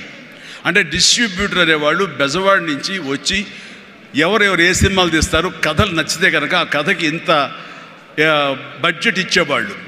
ఆ బడ్జెట్ తోటి సినిమాలు తీసేవాళ్ళు, అందులో లాభాలు ఎంతో మిగుల్చుకొని మిగతా వాళ్ళు డిస్ట్రిబ్యూటర్స్ వాళ్ళు డిస్ట్రిబ్యూట్ చేసుకుని ఆ వచ్చే డబ్బు వాళ్ళు పంచుకునేవాళ్ళు. ఇది సిస్టమ్. ఆ సమయంలో ఒక కథ చెప్పి మేము సో హీరోని మేము అనుకుంటున్నామని ఆ ప్రొడ్యూసర్స్ చెబితే, లింగమూర్తి గారని లక్ష్మీ ఫిలిమ్స్ సంబంధించినటువంటి వాళ్ళ CEO ఆయన వచ్చారు. ఓకే, ఎంత ఎక్స్పెక్ట్ చేస్తున్నారు ఆ హీరో మీద? అప్పుడు 25 crores lakhs, సారీ క్రోర్స్ కాదు, ల్యాక్సే. 25 lakhs 30 lakhs, కానీ మాది బడ్జెట్ ఎక్కువ అండి, 50 lakhs పైన అవుతుంది అని. అంటే ఆ హీరో మీద 50 lakhs అంటే మాకు చాలా రిస్క్. చిరంజీవి అని వస్తున్నాడు కదా, అతని మీద అయితే ఇస్తాం అని. ఎందుకు ఇస్తారు, అతను ఏంటి కొత్తగా వస్తున్నాడు కదా అంటే, రావడం ఏంటి, ఖైదీ లాంటి సినిమా చేశాడు. ఆ ఖైదీలో అతని డ్యాన్సులకి ఫైట్లకి ఎక్స్ట్రాగా జనం విపరీతమైనటువంటి రెస్పాన్స్ ఉంది. మేము జనంలో ఉంటాం, బెజవాడలో ఉంటాం, మిగతా ఊళ్ళ నుంచి ఫీడ్బ్యాక్ తీసుకుంటాం, మాకు తెలుసు అతని పొటెన్షియాలిటీ అని. అంటే చెన్నైలో ఉండేవాళ్ళు, మెడ్రాస్లో ఉండేవాళ్ళు కొంచెం సంశయిస్తూ వచ్చారు. కాదండి, ఇతనైతేనే 50 ఇస్తాం, వాళ్ళైతే మాత్రం 30 కంటే ఎక్కువ ఇవ్వలేము అని వాళ్ళు తేల్చి చెప్పిన తర్వాత ఆయన ఒక మాట అన్నాడు, సాంగ్స్ అండ్ ఫైట్స్ అనేవి అప్పటి వరకు మినీ ఇంటర్వెల్స్, స్మోక్ చేసేవాళ్ళు కానీ, లేకపోతే బాత్రూమ్ వెళ్ళేవాళ్ళు కానీ, లేకపోతే రిఫ్రెష్మెంట్స్ కోసం బయటికి టీ తాగడం వెళ్ళేవాళ్ళకి సాంగ్ రాగానే వాళ్ళు బయటికి వెళ్ళిపోయేవాళ్ళు. ఫైట్స్ అనగానే కొంచెం అసహనంగా ఉండి బయటికి వెళ్ళిపోయేవాళ్ళు, ఎందుకంటే అది డూప్ చేస్తున్నాడు రా, మధ్యలో క్లోజప్స్లో హీరో తప్ప, అండ్ సాంగ్స్లో ఏంట్రా అది, అలాగే ఉండేది కామెంట్స్ అని. ఆయన చెప్పిన మాటలు ఇవి, నా మాటలు కాదు. ఆయన అన్నారు, కానీ అదే ఈ అబ్బాయి సాంగ్స్ అయితే కనుక ప్రొజెక్టర్ ఆపి మళ్ళీ రిపీట్ తోటి మళ్ళీ వేయండి అని అనిపించుకుంటున్నారు.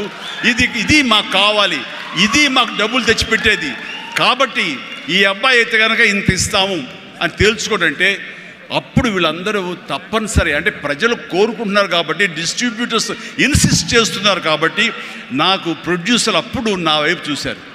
అది పోయి ఏమైందంటే, రామారావు గారి తర్వాత రామారావు గారి ప్రొడ్యూసర్లు ఎవరున్నారో అంతమంది ప్రొడ్యూసర్, దేవిప్రసాద్ గారు, చలసాని గోపి గారు, త్రివిక్రమ్ గారు, అండ్ వాట్ నాట్ ఏడు నాగేశ్వరరావు గారు, ఇలాంటి నిష్ణాతులైన ప్రొడ్యూసర్లు అందరూ ప్రతిరోజు నా షూటింగ్లు ఎక్కడ జరుగుతున్నా, ఎవరితో జరుగుతున్నా, ఏ ప్రొడక్షన్ జరుగుతున్నా సరే వచ్చి నా దగ్గర కూర్చుని వాళ్ళందరూ కలిపి ఈవినింగ్ స్నాక్స్ తింటూ ఉండేవారు. అప్పుడు అనేది ఇది కదా నా బలం, ఇది కదా నేను సాధించుకున్నాను అని. రామారావు గారి ప్రొడ్యూసర్లు తిరిగి నాతో సినిమాలు తీస్తుంటే అది ఎనలేని బలం. నెంబర్ 1 హీరో అవ్వాలని అనుకున్న నాకు ఆ క్షణం అనిపించింది, ఎస్ అయ్యానని ఒకసారి కాలర్ ఎగరేస్తే ఏమవుతుందో కూడా నాకు తెలుసు. అందుకనే అణిగిమణిగే ఉండాలి, ఎప్పుడు సబ్జ్యూడ్గానే ఉండాలి. నెంబర్ 1 అనేది నా మైండ్లో ఎప్పుడు పెట్టుకునేవాడిని కాను. స్వేర్ కష్టపడి పనిచేస్తే ఆటోమేటిక్గా ఆ నెంబర్ అట్లాగే ఉంటుంది తప్ప ఎక్కడికి పోదు.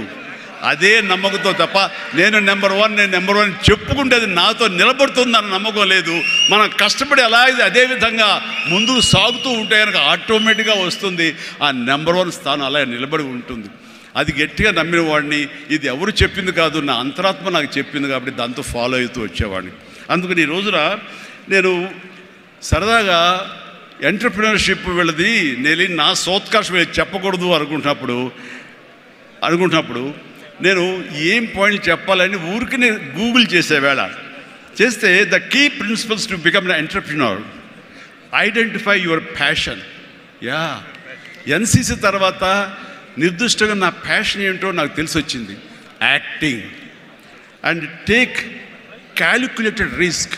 నానన్నారు, ఈ సినిమా ఇండస్ట్రీలో ఎవరు తెలియదు, నువ్వు వెళుతున్నావు, అది రిస్క్ కదరా, మరి అక్కడ ఎవరు రాణించిపోతే ఏం చేస్తారు, నాన్న రాణించకపోతే ICWAI ఆ కోర్సు చేస్తాను ఎగ్మూర్లో, అందులో సైమిల్టేనియస్గా చదువుతాను, టైం వేస్ట్ చేయను అంటూ పగలంతా ఫిల్మ్ ఇన్స్టిట్యూట్, ఈవినింగ్ అయ్యేసరికి ఈ యొక్క ICWI ఎగ్మూర్ అని చెన్నైలో ఉండేది, ఆ ప్రాంతంలో ఆ ఇన్స్టిట్యూట్లో నైట్ కాలేజీ చదివేవాడిని. ఒక 6 months అయిన తర్వాత చాలా కష్టమైపోయేది, నైట్ నిద్ర లేకుండా, పగలేమో ఈ ఫిలిం ఇన్స్టిట్యూట్లో నేను అనుకున్నది చేయలేక నెమ్మదిగా నా ఇంట్రెస్ట్ స్ట్రెంగ్తన్ అవుతుంది, నాలో బలమైనటువంటి నమ్మకం ఏర్పడుతుంది, ఖచ్చితంగా రాణించగలన్న బలంతో ఏం సరే దీన్ని తెలియకుండా నేను వదిలేశాను. అది అలాగా. సో ఆ రిస్క్ తీసుకున్నాను నేను చెన్నై వెళ్ళి. Set clear achievable goals. Yes, నాకున్న టాలెంట్ డ్యాన్స్ అచీవ్ చేయగలను, నాకు టాలెంట్ ఒరిజినల్ ఫైట్స్ చేయగలను. Yes, I can do that. Performance ఇవ్వగలను. ఆ ఇవ్వటంలో పాటు ఒకే మాస్ మాస్ మాస్ అంటే ఎప్పటికైనా బోరు కొడుతుంది, అలా కాదు. అంటే డిఫరెంట్ డైరెక్టర్స్ని నమ్ముకున్నాను నేను, డిఫరెంట్ కథలను నమ్ముకున్నాను. ఒక పక్క నుంచి ఖైదీ సినిమా చేస్తే, మరో పక్క నుంచి నేను మంత్రి గారి వియ్యంకుడు సినిమా చేస్తాను. College students, young lad, love subject చేశాను. రెండు కలిపి ఒక వారంలో రిలీజ్ అయింది. మీరు కావాలంటే గతంలోకి వెళ్ళి ఆ ఖైదీ రిలీజ్, నెక్స్ట్ మంత్రి గారి వియ్యంకుడు చూడండి. 1 week రెండు, ఒకటి సూపర్ డూపర్ ఫినామినల్ హిట్, ఒకటి సూపర్ హిట్ అయింది మంత్రి గారి వియ్యంకుడు. ఆ తర్వాత శుభలేఖ, ఒక డిగ్నిటీ ఆఫ్ లేబర్, మన మహానుభావుడు విశ్వనాథ్ గారి డైరెక్షన్లో సినిమా చేశాను. ఆ తర్వాత ఇదే కాదు, చిన్నపిల్లల్ని అలరించేలాగా, ఇందులో చాలామంది చిన్నప్పుడు చూస్తుంటారు చంటి అబ్బాయి. ఆ సినిమా ఆ చేసిన ఆ ఫార్స్ కానివ్వండి, ఆ స్లాప్స్టిక్ కామెడీ కానివ్వండి, ఇప్పటికీ చాలామంది చెప్తుంటారు, వాళ్ళందరూ IAS ఆఫీసులో వాళ్ళు పెద్దవాళ్ళు అయ్యారు, వాళ్ళందరూ అయినా సరే చెప్తుంటారు. అదొకటి. ఇట్లాగా వైవిధ్యమైనటువంటి క్యారెక్టర్స్, స్వయం కృషి కానివ్వండి, యాక్షన్ సినిమాలు కానివ్వండి, రాఘవేంద్రరావు గారి గ్లామర్ క్యారెక్టర్స్ కానివ్వండి, కోదండరావు రెడ్డితో చేసిన కామెడీ కమర్షియల్ సినిమాలు కానివ్వండి, గోపాల్తో చేసినటువంటి ఫ్యాక్షన్ సినిమాలు కానివ్వండి, అట్లాగా 1-2 అలాగా మన ఇది మన మా బావగారు బావన అలాంటి సబ్జెక్టులు కానీ, ఒకటే ఇలా ఇంద్ర ఇలాంటి సబ్జెక్టులు అందరూ చూస్తుంటే కనుక నాకు అనిపించింది, అన్ని రకాలుగా నాకున్నటువంటి టాలెంట్స్ని అన్ని పక్కలకి వ్యాపింప చేశాను. అంటే అంతమంది ప్రేక్షకుల్ని, ఈ రోజున మహిళా ప్రేక్షకులు వచ్చి ఆప్తుల్లాగా వచ్చి నన్ను ప్రేమించిన లేడీసే కాదు, యంగ్స్టర్సే కాదు, పసిపిల్లలే కాదు, పెద్దవాళ్ళే కాదు, ధనికులే కాదు, ప్రతి ఒక్కళ్ళు క్లాస్ మాస్ వాళ్ళు వీళ్ళు అందరూ ఇంతమంది ప్రేమించారు. కాబట్టి ఈ రోజున ఇంతమంది నేను ఆస్తిగా చేసుకున్నాను, ఇంతమంది ప్రేమ పొందే అదృష్టం భగవంతుడు కల్పించగలిగాడు. ఎందుకంటే నేను లిమిటేషన్స్ పెట్టుకోలేదు. ఆ రకంగా అది నాకు ఎంతో హెల్ప్ అయింది. అలాగా delivery, high quality work, constantly market understanding. Yes, ఈ రోజున ఒకటే రకమైన డ్యాన్స్లు వేస్తుంటే కనుక బోర్ కొట్టచ్చు. సో ఏం చేద్దాం, డ్యాన్స్లో కానీ ఫైట్స్లో కానీ వైవిధ్యం ఎలా తీసుకొద్దాం అనుకున్నప్పుడు, ఫారిన్ వెళ్ళినప్పుడు నా భార్యతో పిల్లలతో ఎంజాయ్ చేయడం కాకుండా అక్కడ దొరికేటువంటి వైవిధ్యమైన డ్యాన్స్ క్యాసెట్స్ తీసుకొచ్చేవాడు, VHS క్యాసెట్స్. అందులో మైకేల్ జాక్సన్ ఉండేవి. అప్పుడు ఇక్కడ ఇండియాలో VHS క్యాసెట్లు కానీ VHS ప్లేయర్స్ కానీ ఉండేవి కదా, వీడియో ప్లేయర్స్. అవి తీసుకొచ్చి ఒక ప్లేయర్ కొనుక్కొచ్చి అవి చేసుకునేవాడిని, అవి డ్యాన్స్ క్లాస్లో చూపించేవాడిని. అదే ఈరోజున డిస్కో డ్యాన్సులు కానివ్వండి, బ్రేక్ డ్యాన్సులు కానివ్వండి, వేవ్ డ్యాన్సులు కానివ్వండి, ఇలాంటి డ్యాన్సులు రావడానికి నేను వైవిధ్యంగా ఉండాలని ఎప్పటికీ పరితపిస్తూ ఉండేవాడిని. వాళ్ళ మొనాటినీగా ఫీల్ అయ్యేలా చేసేవాడిని కాదు. అది ఫైట్స్లో కూడా అదే విధంగా ఉండేది. And then critically important is understanding your target audience and customers. So మారుతున్నటువంటి కాలానికి అనుకూలంగా ఆడియన్స్ టేస్ట్ మారుతుంటే మనం కూడా మన సినిమా కథాంశాలు మార్చుకోవాలంటూ ఆయా కథకులతో కూర్చుని ఇంటరాక్ట్ అవుతూ వాళ్ళని మార్చుకుంటూ అప్లోడ్ మార్చుకుంటూ జగదగ వీడు అతిలోక సుందరి, అన్నయ్య అనే సినిమా, సెంటిమెంట్ సినిమా, హిట్లర్ అనే సినిమా, మాస్టర్ అనే సినిమా, రెస్పాన్సిబిలిటీ సినిమాలు, మెసేజ్ ఓరియంటెడ్ సినిమాలు ఇస్తూ ఆ రకంగా మోసపోసిన సినిమాల నుంచి నేను బయటికి రావడం జరిగింది. And know that your product won't appeal to everyone and conduct market research and continuously learning. ఇప్పుడు సినిమా చిరంజీవి సినిమా అంటే అందరూ లైక్ చేసే అందరిని అనుకోకూడదు. కొంతమంది డిస్లైక్ చేసేవాళ్ళు ఉంటారు. కానీ డిస్లైక్ చేసేవాళ్ళని కూడా మనం ఇంప్రెస్ చేయాలి అంటే కనుక మనం ఏ విధంగా మన యాక్టింగ్లో మార్పులు చేర్పులు చేసుకోవాలి అనుకుంటాడు. ఇక్కడ ఉన్నటువంటి కొంతమంది ఇండస్ట్రీలో, సార్ మీ సినిమాల్ని దొంగతనంగా చూసేవాళ్ళం సార్, ఇదేం కర్మయ్యా దొంగతనం ధైర్యంగా చూడొచ్చు కదా అంటే, లేదు సార్ అలా చూస్తే మా వాళ్ళు కొంతమంది ఎందుకురా సినిమాలు అంటే అవేనా అని అనేవాళ్ళు సార్. అదేంటయ్యా సినిమాలకు కూడా ఆ తేడా చూపిస్తారా? అవును సార్, అందుకని మీ సినిమాలు మీ డ్యాన్స్ అంటే మాకు ఇష్టం సార్. అందుకని సెకండ్ షోలకి ఎవరికి తెలియకుండా కామ్గా విడిపోయి చూసి వచ్చేవాళ్ళం సార్. ఏమిటి అసలు అవి చూసి కాలేజీలో ఆ పెర్ఫార్మెన్స్ ఇచ్చేసేవాళ్ళం సార్, మాకు ప్రైజులు వచ్చేసేవి. ఆ రకంగా అందరినీ కూడాను ప్రతి ఒక్కరిని కూడా నేను నా వైపు ఆకట్టులాగా చేయగలిగాను. అలాగే learn from mentors and successful entrepreneurs. ఎవరైతే మీకంటే ముందే సాధించారో వాళ్ళని మీరు ఆధారంగా చేసుకుని వాళ్ళు ఏ విధంగా అంత స్థాయికి వెళ్ళారు, టాటా వాళ్ళు కానీ ఇంకోళ్ళు కానీ వెళ్ళారు. అంటే నా విషయంలో రామారావు గారు, నాగేశ్వరరావు గారు ఆ స్థాయికి వెళ్ళారంటే క్రమశిక్షణ, టాలెంట్ అనేది ప్రూవ్డ్. కానీ ఇక్కడ క్రమశిక్షణ అనేది చాలా ఇంపార్టెంట్. అందరితో సత్సంబంధాలు పెట్టుకోవడం ఇంపార్టెంట్. నిన్ను క్రిటిసైజ్ చేసే వాళ్ళు ఉంటారు, ఆవేశపడకు, వాళ్ళు తప్పు వాళ్ళు తెలుసుకుంటారు, నువ్వు సంయమనం పాటించాలి. అండ్ అట్లాగా నేను నా సీనియర్స్ నుంచి నేర్చుకుంటూ వచ్చాను. Learn more mentor and successful entrepreneurs of course. అలాగే నెట్వర్క్ అనేది చాలా ఇదిగా ఉండాలి మీకు, అంటే డిస్ట్రిబ్యూషన్ సైడ్ కానీ ఇంకోటి కానీ మీ ప్రోడక్ట్ మార్కెటింగ్ చేసుకోవడం. అలాగా నా విషయంలో నాకు అండగా నిలబడింది, నన్ను ప్రజల్లోకి నిరంతరం తీసుకెళ్ళేది ఎవరంటే నా అభిమానులు. మీ ఎంటర్ప్రినర్స్కి ఎలాగైతే కనుక నెట్వర్క్ ఉంటుందో, అబ్జర్వ్ చేసుకుంటారో, డిస్ట్రిబ్యూషన్ ఉంటుందో, మార్కెటింగ్ స్ట్రాటజీస్ ఉంటాయో, అలాగా నా అభిమానులు ఎప్పటికప్పుడు నాకు అండదండలు అందిస్తూ కొండంత అండగా నిలబడ్డారు. వాళ్ళు నా కోసం ప్రాణం ఇచ్చే లెవెల్కి వాళ్ళు ఉన్నారు. నేను అన్నాను, మీరు నాకు ప్రాణం ఇవ్వక్కర్లేదు, మీ యొక్క సహాయ సహకారాలతో రక్తం ఇచ్చి ప్రాణాలు నిలబెట్టండి అన్నాను. ఆ మాట పుణిగి పుచ్చుకుని 25 సంవత్సరాలుగా ఈరోజు కూడా వాళ్ళు రక్తదానం చేస్తూనే ఉన్నారు. వాళ్ళందరికీ నిజంగా జీవితాంతం నేను రుణపడి ఉంటాను. అందులో భాగంగా ఎక్కడో ఉన్నట్టు నా మాట, ఇక్కడ మాట్లాడిన నా మాట అమెరికా దాకా వినపడింది. కాబట్టి ఆప్తా ఎన్నోసార్లు నా పేరు మీద బ్లడ్ బ్యాంకులు నిర్వహించారు, రక్తదాన శిబిరాలు నిర్వహించారు. ఈ రవి కానివ్వండి, మధు కానివ్వండి, ఇలాంటి వాళ్ళందరూ కూడాను ఇవి చేశారు. ఈ రోజున అన్ఫార్చునేట్లీ రవి వర్రే ఒక బ్రెయిన్ స్ట్రోక్ వచ్చేది ఆగిపోయినప్పుడు, ఆ విషయం తెలిసినప్పుడు అతనికి వీడియో పెట్టాను నేను. వీడియో, రవి డోంట్ వర్రీ, ఇవన్నీ స్మాల్ థింగ్సే, బట్ అన్ఫార్చునేట్, సో త్వరలో కోలుకుంటావని అతను నేను మెసేజ్ పెట్టినప్పుడు అతను పొందిన ఆనందం అంతా ఇంత కాదు, అది ఎంతో ఉత్సాహాన్ని ఇచ్చింది. ఈ రోజున కోలుకుంటున్నాడు. ఈ రోజున ఈ సభ రవి రావాలి, అన్ఫార్చునేట్ రాలేకపోయాడు. కానీ నెక్స్ట్ ఇదే సభ ఇక్కడ జరిగితే కనుక రవి వస్తాడు, నేను వస్తాను, మీతో ఉంటాను. మీ అందరి ఆశీస్సులతోటి రవి లాంటి ఎంతూజియాస్టిక్ గాయ్ కోలుకుంటున్నాడు. వాళ్ళు మధుతోటిను, సాగర్ గారితో, మన ఇతర ఫ్రెండ్స్ తోటి, సుబ్బు చంద్రశేఖర్ గారితో, వీళ్ళందరితో కూడాను మళ్ళీ కలిసి ఈ యొక్క సభల్ని ఇంతకంటే మరింత అద్భుతంగా చేయాలి. అండ్ ఆ రకంగా నేను మీ ఎంటర్ప్రినర్షిప్, యంగ్స్టర్స్ ఎలాగ రావాలి ఏమిటి అనేది నా గురించి నేను చెప్పుకోవడంలో తెలియకుండానే మీకు అందరికీ చెప్పాను. అది మీకు అందరికీ అర్థమై ఉంటుందేమో అనిపిస్తుంది.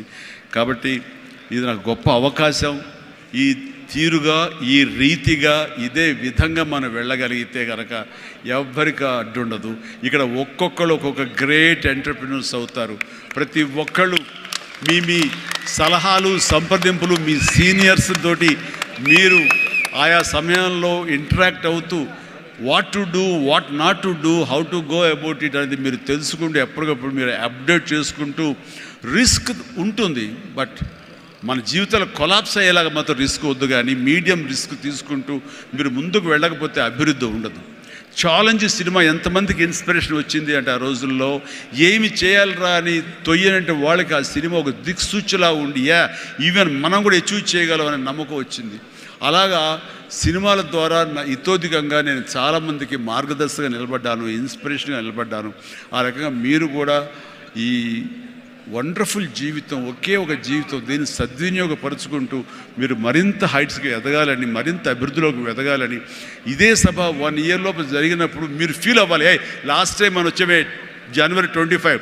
కానీ ఈ జనవరి 26 ఆ ప్రాంతాల్లో మనం ఎంత ఎదిగాము ఇది అంటే చిరంజీవికి మీరు చెప్పుకుంటే కనుక అంతగా మించి నాకు కావాల్సింది ఇంకేమీ లేదు. ప్రతి ఒక్కరిని మనస్ఫూర్తిగా ఈ అవకాశాన్ని సద్వినియోగపరచుకోండి, మీ యొక్క అభివృద్ధికి దీన్ని దోహద. Thank you, thank you, thank you.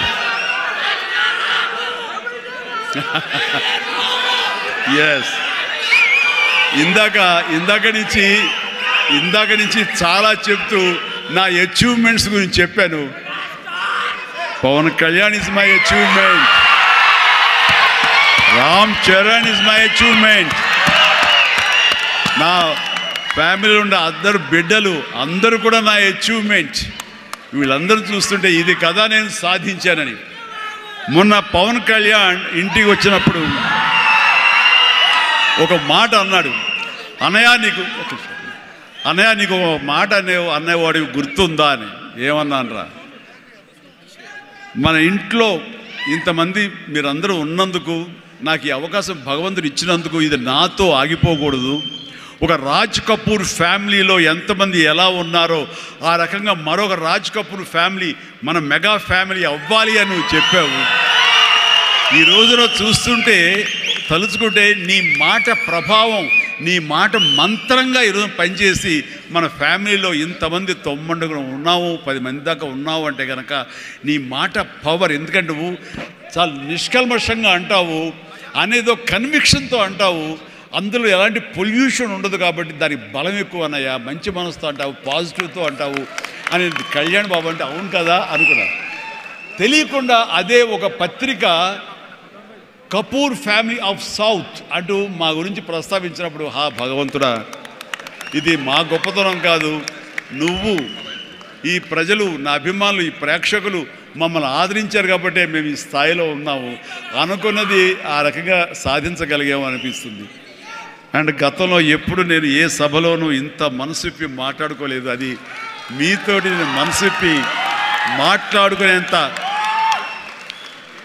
ఆప్తుల మధ్య ఈ ఆప్తా సంస్థ సంబంధించి నా గుండెని టచ్ చేశారు. అందుకనే లోపల నుంచి అది తన్నుకొచ్చింది కాబట్టి మనస్ఫూర్తిగా నా కుటుంబ సభ్యులతోటి, నా వాళ్ళతోటి నేను మాట్లాడుతున్నట్టుగా అనిపిస్తుంది.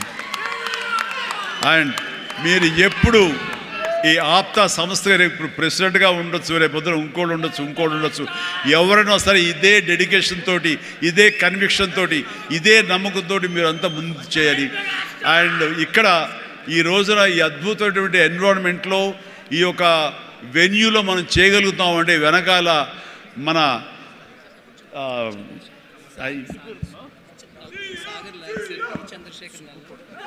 ఈ వెన్యూ ఇచ్చినటువంటి మా గోపి చల్మశెట్టి అనిల్ అంటారు. గోపి నాకు అత్యంత ఆప్తుడు, నా ఇంటి మనిషి. మేము ప్రతిరోజు కలుసుకుంటూనే ఉంటాం. అతను కూడా మామూలు సాదాసీదా స్థాయి నుంచి ఈ రోజున తనలో ఉండే ఆ ఇంటెలిజెన్స్ అవనివ్వండి, ఆ ఇంటలెక్చువల్ థాట్స్ అవనివ్వండి, ఆయన చెప్పాలంటే సైన్స్ చదువుకొని సైంటిస్ట్ ఆయన. ఈ రోజున మన దేశం గర్వించే విధంగా గ్రీన్ ఎనర్జీలో ఆయన పాయనీర్ అయ్యాడు, నిష్ణాతుడయ్యాడు, హైట్స్కి వెళ్ళాడు. ఇప్పుడు ప్రపంచపరంగా కూడా మనందరం గర్వించే స్థాయికి తను వెళ్ళాడు. ఈ రోజున ఈ హైటెక్ సిటీ తనదే. మన అందరి కోసంగా ఈ వెన్యూ ఏర్పాటు చేసినటువంటి నా మిత్రుడు, నా తమ్ముడు, నేను అనే గోపి, మీరు అనేటువంటి చల్మశెట్టి అనిల్ని మనస్ఫూర్తిగా అభినందిస్తున్నాను. అనిల్, నీ ముఖం ఎవరు చూస్తుంటారు, ఉంటే ఇటు వస్తావా నా పక్కకి? గోపి ఎక్కడ వెళ్ళిపోయాడు దొంగ?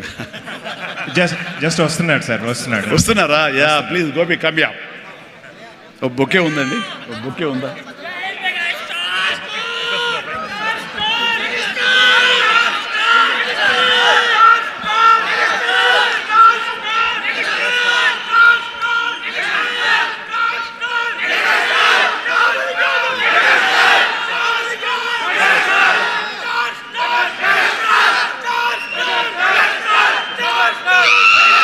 మెగాస్టార్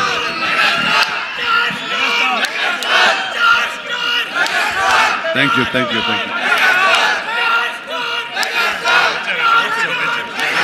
గోపి గారు, ఈయన proud blessing you. Thank you Gopi. And వీళ్ళు ఏర్పరచిన ఈ సభకి మీరు చేసినటువంటి ఈ యొక్క సపోర్ట్కి వారందరి తరపున ఆప్త తరపున నేను ఆప్త క్యాటలిస్ట్ తరపున నేను మీకు ధన్యవాదాలు తెలియజేస్తాను. More important is I want to this being a catalyst and an entrepreneurial platform. It is the basic nature what you have to learn. మనం ఈయన పర్సనాలిటీ నుంచి నేను I think I personally know him 70 years. Before that, I always learned so many things understanding Chiranjeevi garu. How hard work, determination, commitment to the society, family, the fundamentals of any entrepreneur to create a social impact. The fundamentals what you have learned and learn from him. And today I would say most of the credit goes to him. I always say you are my guru. Yes, sir. You are my brother. Yes, sir.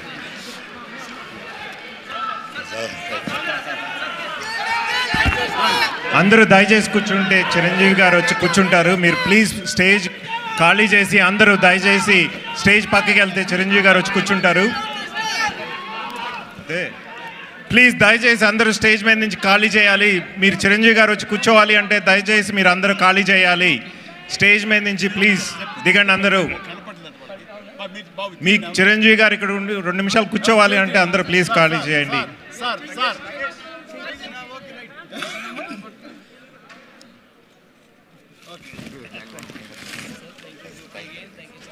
Thank you అండి. So nice of you. చాలా ఓపికగా ఎంత ఎంకరేజింగ్గా విన్నారు ఆ మాటలు. నమస్తే, good night, జై హింద్.